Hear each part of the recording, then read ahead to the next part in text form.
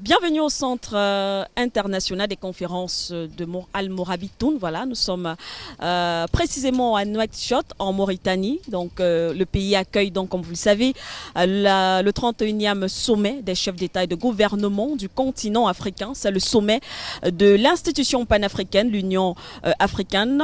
Donc, ce bâtiment a été donc apprêté expressément pour accueillir ces événements et bien sûr ces hôtes. Des délégations ont commencé donc à arriver depuis hier, en tout cas depuis plusieurs jours déjà. Les chefs d'État, certains sont arrivés hier dans la soirée. Plusieurs travaux Guy Fondop sont donc prévus dans le cadre de cette rencontre. Oui, effectivement, Manuel Assiquet, Oui. de nombreux travaux prévus ici.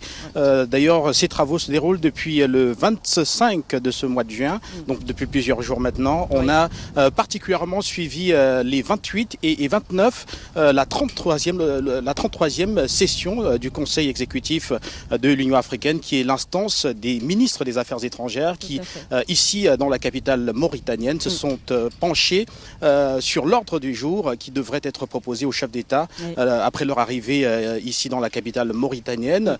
Ils ont également travaillé à adopter un projet de résolution pour que la conférence des chefs d'État et de gouvernement puisse être suffisamment allégée. Les uns et les autres vont pouvoir donc d'abord adopter cela, et une fois que cela est adopté, eh bien, ça permettra d'aller très très vite ici à Nouakchott, Manuel Assiquet. Tout à fait. L'autre grand événement, il faut le dire, Guy Fondop, c'est bien sûr l'arrivée ou encore la participation du président français Emmanuel Macron. Il est attendu précisément le lundi 2 juin ici, en début de matinée, parce qu'il va donner un déjeuner. Ce sera en fin d'après-midi, si je me trompe. Donc, il sera là donc avec ses homologues africains. Ils vont discuter, mais il y a quand même plusieurs interrogations, il faut le dire, ça suscite plusieurs interrogations. Que vient faire Emmanuel Macron ici à Nouakchott? Qu'a-t-il à proposer à ses homologues africains? Je pense qu'on aura l'occasion justement d'avoir plus de détails par rapport à il y a déjà quelques éléments de réponse. Rappelez que les chefs d'État du G5 Sahel seront présents ici à Nouakchott. Les 5 chefs d'État vont être présents. Alors d'aucuns en coulisses parlent d'une rencontre à huis clos entre Emmanuel Macron, le président français, et les chefs d'État du G5 Sahel. Donc sommet du G5 Sahel en perspective ici à Nouakchott.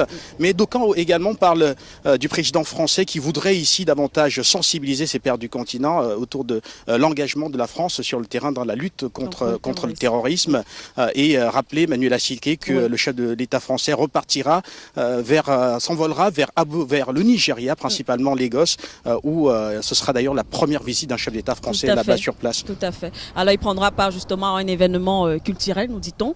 Donc voilà, ce sera dans un club. Effectivement, Afrobeat, c'est un événement qui fait énormément parler. Ça sera dans un club d'Afrobeat qui appartient à Fela Kuti, qui est aujourd'hui géré par son fils Femi Kuti.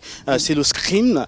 Il sera question là-bas, selon des sources que nous avons consultées ici, qui sont proches de l'Élysée, de donner une autre image du Nigeria à l'international, loin de la corruption et loin des problèmes d'électricité, de tout ce qu'on connaît. Ce sera le Nigeria qui brille dans l'Afrobeat, et Emmanuel Macron qui s'y associe pour mieux vendre l'image du Nigeria. En parlant justement de corruption, peut-être pour informer nos téléspectateurs, il faut dire que le thème, encore cette rencontre est vraiment axée sur la lutte contre la corruption, Guy Fondop, justement. Oui, alors lutte contre la corruption, c'est vraiment le leitmotiv ici. On a suivi Moussa Faki Mahamat, le président de la Commission de l'Union africaine, parler de façon ferme quand on sait que le scandale touche la Commission même de l'Union africaine, avec d'ailleurs un membre du Conseil consultatif de l'Union africaine qui a d'ailleurs démissionné quelques jours avant la tenue de ce sommet.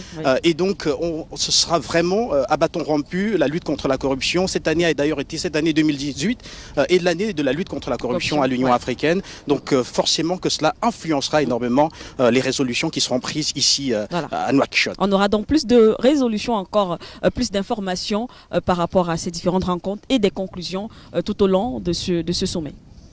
Tout à fait. Voilà. Donc ici, Manuela Assiquet, Guy Fondop, Yannick Son, Michel Vendon, Nouakchott, Union africaine.